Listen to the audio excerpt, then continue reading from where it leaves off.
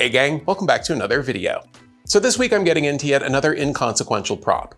The Enhanced Scan general purpose scanner that Han Solo uses when tracking Luke Skywalker on Hoth in The Empire Strikes Back. Now this prop is on screen for a grand total of 14 seconds, so of course you know I needed to make one. So let's get into it.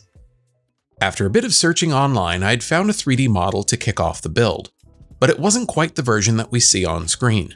Thankfully, I was able to edit the file down to just the box, and while that was printing, I could model all of the greeblies myself based off a great thread over on the Replica prop forum. The majority of the greeblies were printed in Sunlu ABS-like water-washable resin, and a few pieces were laser cut from matte black acrylic. For the core of the antenna pieces, I'll use a 3/16 inch aluminum tube, but one thing is for certain, there's still a bit of sanding to do. So after a quick bit of knolling, I was able to see what parts I'd need to address and could tackle those pieces with a homemade sanding stick that I made with a bit of 220 grit sandpaper, some two-sided carpet tape, and a popsicle stick. Thankfully, most resin prints require minimal sanding, but there were a few areas that would still be seen, even though they were the underside of a part. But a few passes with the sanding stick, and I could move this project along. Before I get to painting, I'm going to buy myself a bit of insurance by using a bit more of that carpet tape to act as a third hand and keep all the smaller parts from rolling or blowing away once I start painting. It got applied to a scrap of wood, and then once the cover was peeled off, I could start arranging the parts. It's important to give myself some room since I'll be using both spray cans and an airbrush to paint these parts, and I'll want to be able to get up and underneath any overhangs without bumping into another part. So I spaced them out accordingly and could get to applying some automotive sandable primer. This primer, while not technically a filler primer, is thick like a filler primer with the added bonus of faster dry times. So once I've got a dust coat down on the parts, I can give it a minute or two to flash off the solvents, and then can go back with a much heavier coat of primer to hide any of the layer lines that may be present. But more importantly, to give the next rounds of paint something to bite into.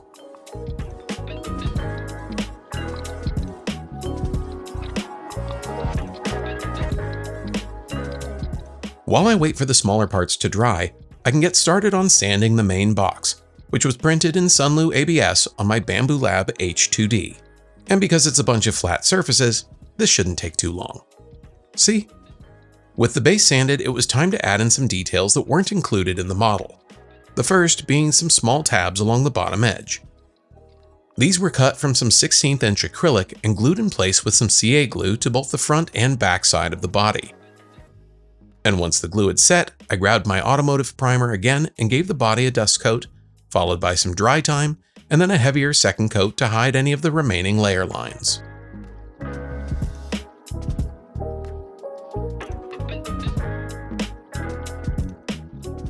It was at this point that I realized the top of this part should have some raised panels. So with the same 16th inch acrylic, I cut two panels and glued them in place, followed by a coat of primer, and then I could set it aside to dry.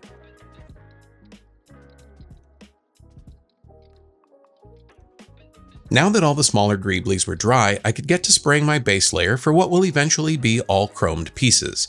And for that, I'm keeping it simple and using a high-gloss black spray paint. This is the same approach I used for the RA7 droid head, although I'm not likely to run into the same tiny bubble solvent pop issue since it's much cooler at this time of the year and the paint isn't drying from the outside in. These pieces got a dust coat and then a heavier wet coat, and then I left them to dry for a few hours, since we're having some unusually high humidity that's slowing down the drying process. Of course, I could deploy my hairdryer, but I think allowing it to happen naturally will let me keep as much of the gloss finish. Plus, I've still got some other parts that I need to paint. Speaking of other parts, the backside of this scanner has these two knobs that I recreated in my 3D modeling software, and once they were done printing, they got a coat of graphite gray spray paint in a satin finish. Once they were dry, I applied some pewter rub and buff with a soft nylon brush in a stippling motion all over the surface. This helped to give it an inconsistent and worn finish that wouldn't look like any of the more chrome-like pieces, since the base color and finish really dictate its reflectivity. These knobs got buffed out with a shop towel and set aside so that I could move to the front of the piece.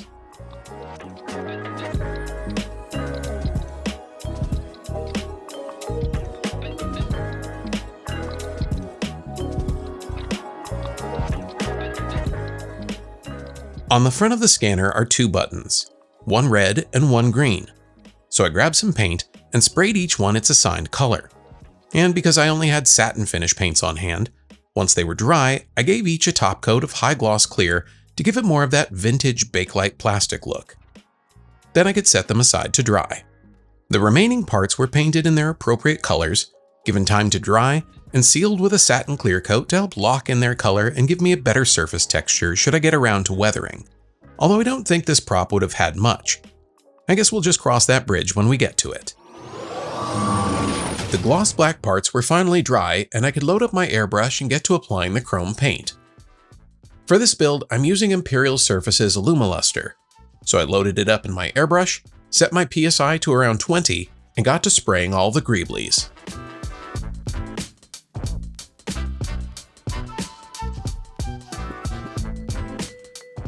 Thankfully, this paint sets up quickly, and I can apply additional layers as needed to build up to my final desired finish without long wait times in between. And once everything had a nice shine, I could set them aside to dry for a bit while I focused on other parts of the build.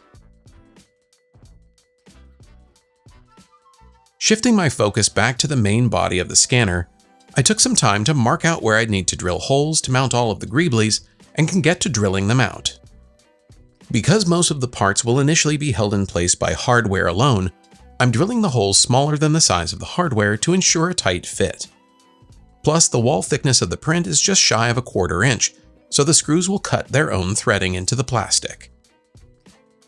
As a side note, one of the best tricks I've found to help sell a metal paint job is to include some real metal hardware. Plus, there's no point in 3D printing screw heads when you've already got real ones on hand. With all the mounting holes drilled, it was time to put some paint on the body of the scanner. I had initially thought to go with a high-gloss white enamel, but decided to go with this slightly off-white spray paint in a satin finish, since I felt like it would be a bit more forgiving of any missed layer lines that weren't sanded away. This got a few passes of the off-white spray paint, and then I set it in the sun to dry for an hour, since the temperature had started to drop and I could tell the paint wasn't drying as quickly as it had just a few hours earlier. It's the next day and my paint is dry, a layer of satin clear coat was applied to lock in my color and protect the finish, and I can finally start assembling the scanner, starting with these fake metal panels. This prop breaks a lot of Star Wars rules when it comes to hardware, since the only known photos of it show that both Phillips and slotted screws were used, which to any hardcore Star Wars props fan will tell you is a big no-no. But since they use them, I'll follow suit on mine.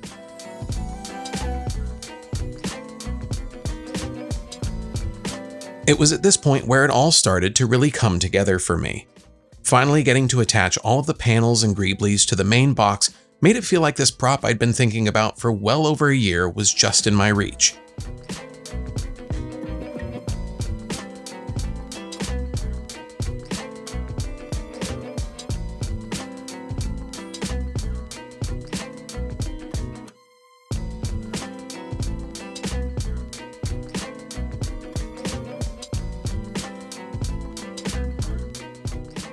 Now we get to the difficult part, the top greeblies.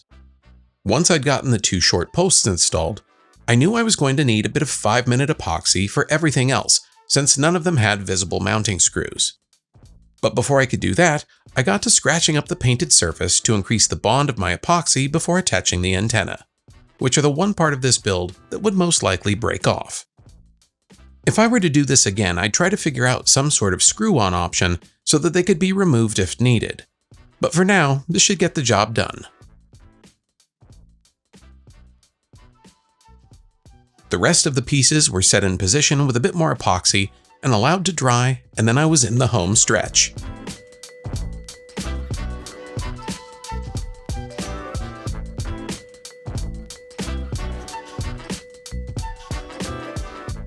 I added a small display screen bezel to the front of the scanner, which was made from some acrylic and wiped with some more of the pewter rub and buff, and then I could add in a piece of gloss black acrylic to complete the look. Although I'm missing 2 of the narrow metal bars along the outer edges, but I can add those once I get more acrylic in-house. And just like that, this piece was done.